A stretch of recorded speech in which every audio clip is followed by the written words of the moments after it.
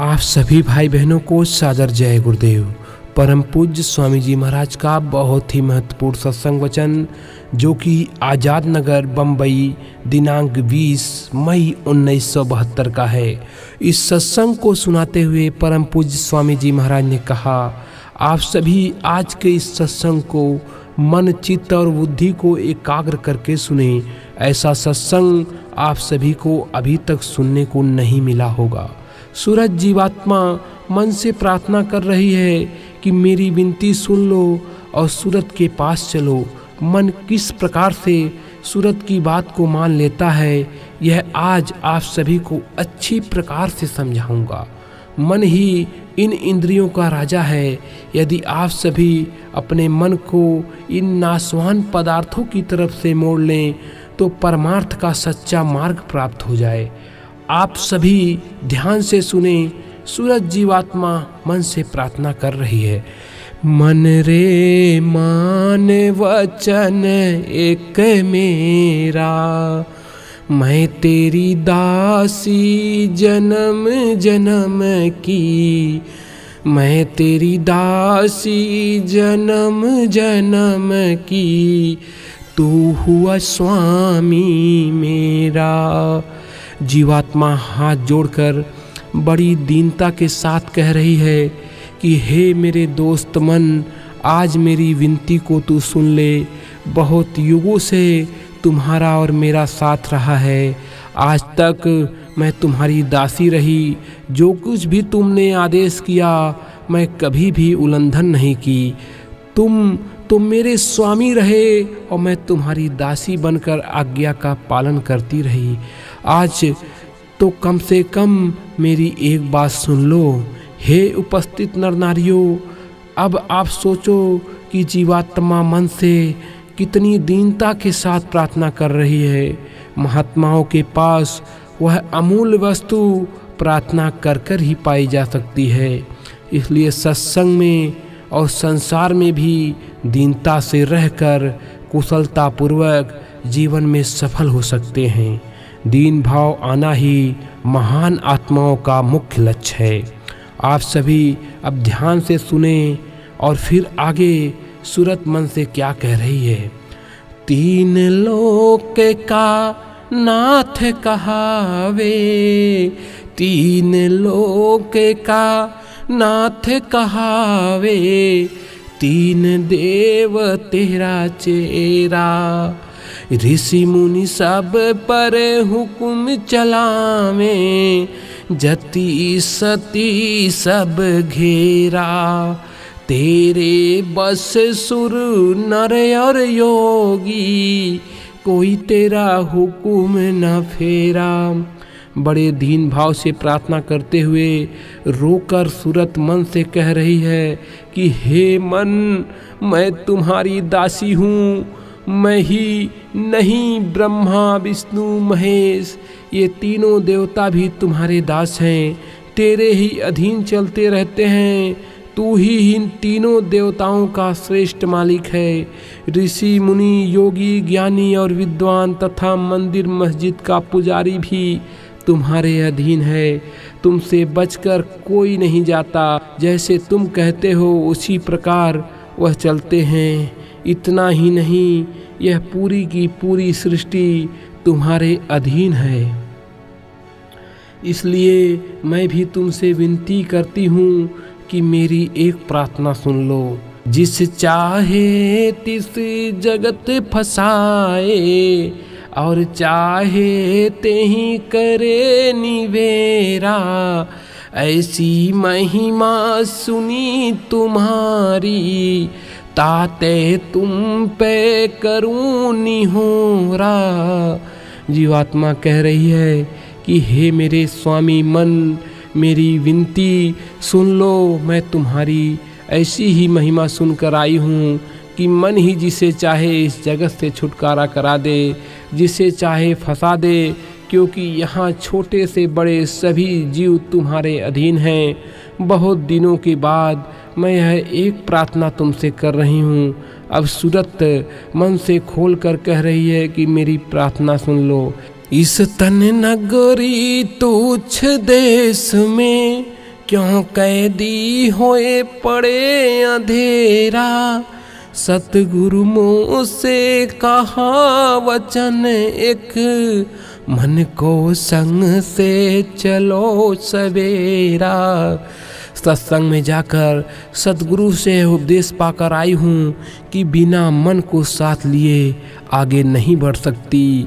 मन जब मान जाए और वह भी साथ देते तो इस नाशवान जगत से, माया के बंधनों से छुटकारा मिल जाए। माता पिता, भाई बहन और पुत्र और पुत्री आदि सभी सगे संबंधी मिलकर यहाँ फंसाने का ही काम कर रहे हैं। छोटी मोटी वस्तुओं को देखकर मन प्रभुलन में पड़ जाता है और उसे देखकर गिर जाता है। चोरी और व्यभिचार को छोड़कर कभी संत संगत में नहीं जाना चाहता। सूरत कहती है, हे मन, यह सब कैद खाना है। हम तुम दोनों बहुत युगों से कैद में पड़े जकड़े हुए हैं। तुम मेरी बात को मान लो और हम तुम दोनों सद्गुरु के पास चलें तो वहाँ दोनों का उद्धार हो जाएगा। अब आप सभी अच्छी प्रकार से समझें कि कैद क्या है। सूरत का निज घर यह नहीं है। सूरत का निज घर सतलोक है, जहाँ न जन्म होता है न मरण होता है। काल पुरुष निरंजन भगवान तपस्या करके इस जीव भंडार को मांग कर ले आए। पहले इस जीवात्मा को 5 तत्व के कारण शरीर में बंद कर दिया गया। बहुत दिनों के बाद फिर से नीचे लाकर सूक्ष्म शरीर में 9 तत्वों में बंद कर दिया गया। कुछ युगों के बाद इसे और नीचे लाया ताकि ये भाग न जाए। 17 तत्वों की बनी लिंग शरीर में लाकर बंद कर दिया। जब वहाँ से भी जीवात्मा उब गई, फिर बिल्कुल नीचे लाया और इसे 5 तत्वों की बनी स्थूल शरीर में बंद कर दिया। अब जीवात्मा को ऐसा बंद कर दिया कि उसे अपने घर का रास्ता ही भूल गया। मन तथा इंद्रियों को साथ लगा दिया। काम, क्रोध, लोभ, मोह, अहंकार, इन 5 को भी पीछे लगा दिया। इतना बड़ा पहरा माया शक्ति का रख दिया कि अब ये बाहर निकलकर अपने घर को वापस नहीं जा सकती। स्थूल शरीर में लाने के साथ ही सात काल पुरुष ने तुरंत एक विधान कर्मों का बना दिया। अब यह जीवात्मा जो कि बिल्कुल निर्मल थी, बिल्कुल गंदी हो गई और दिन प्रतिदिन अच्छे बुरे कर्मों का भोग पा रही है। कर्मों का भोग पाना ही कैद खाना है, क्योंकि अच्छे का भोग और बुरे का भोग भोगने के लिए नाना प्रकार की योनियों में जन्म लेना पड़ता है। प्रत्येक योनियों में जीवात्मा तड़पती है, कभी सुख और शांति नहीं पा रही है। इसलिए जीवात्मा का कल्याण यदि चाहते हो तो अब भी समय है। संत सद्गुरु से मार्ग लेकर रास्ते पर चल पड़ो। संतों के अतिरिक्त यहाँ और किसी को भी वह गुप्त मार्ग नहीं मालूम है जहाँ से जीवात्मा को निकालकर उसके घर पहुँचाया जा सके। ताते तुम पे करूँ मैं विनती, चढ़ो गगन क्यों करो अबेरा। इंद्री द्वार विषय अब त्यागो, करो अभी सुलझेरा। इतना सब भेद बताते हुए सूरत कह रही है कि हे मन, अब क्यों देर बनाए हुए हो। अब से ही सही इन इंद्रियों के भोगों को छोड़ दो और अपने निज घर हम दोनों वापस चलें। तो यह हमेशा रोना धोना जो लगा है, कभी वास्तविक आनंद को ना पा सके। इंद्री भोग कहते हैं काम और वासना को, जिसके चक्कर में मन दौड़ता रहता है लेकिन कभी पूरी नहीं होती है। कभी खाने को वासना हुई तो कभी नाना भात के व्यंजनों की तरफ दौड़ता है। लालच में पड़कर गलत भी कर बैठता है। अपनी इच्छा पूर्ति के लिए दूसरों की वस्तुओं को भी चुराने के लिए व्याध हो जाता है।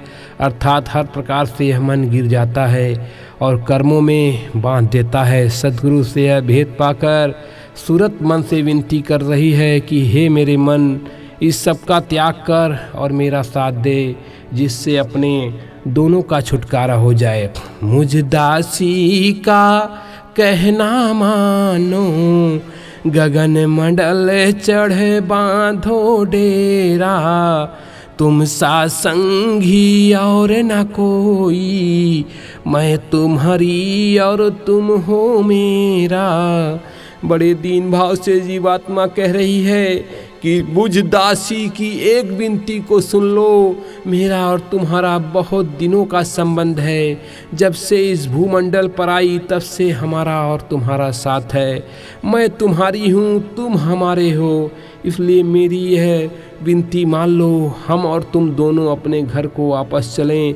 यह स्थूल शरीर कैद खाना है, इसे छोड़कर दूसरी और दूसरी छोड़कर तीसरी, यानी बार बार जन्मना और मरना है। हम शरीरों को छोड़कर भी वहीं का वहीं कैद रहते हैं। यहाँ से छोड़कर चलो, अपने निज घर में चलें।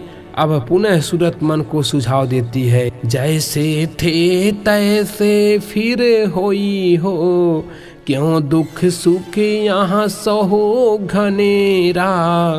तुम वहाँ रहना राज कमाना, हम पहुँचे जहाँ राधा स्वामी डेरा। सूरत कह रही है कि हे मन, अब भी समय है, हम तुम दोनों एक साथ मिलकर चलें।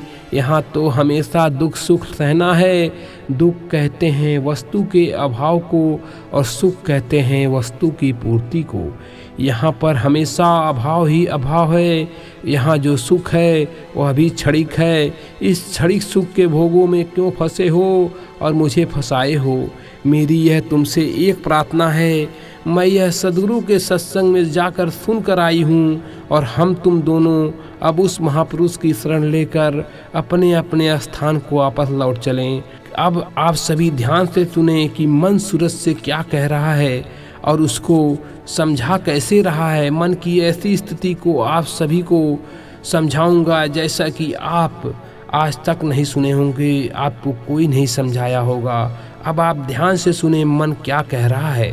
मन बोला सूरत से फिर ऐसे, विषय स्वाद मुझसे जात न छोड़ा। कैसी करूं वचन कैसे मानूं, मैं इंद्री बस हुआ न थोड़ा।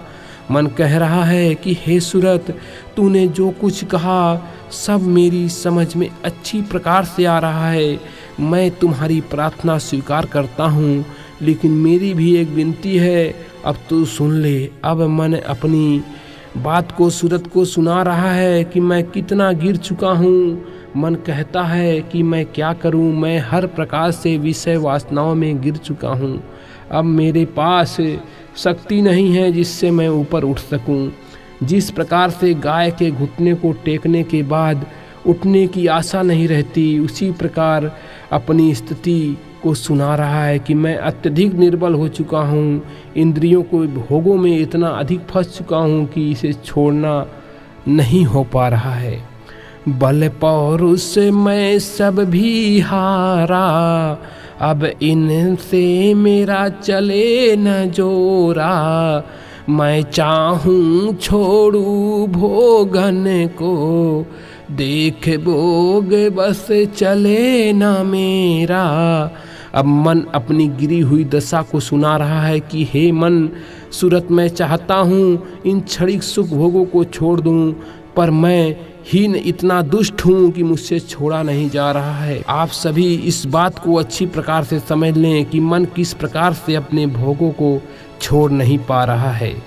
जय गुरुदेव।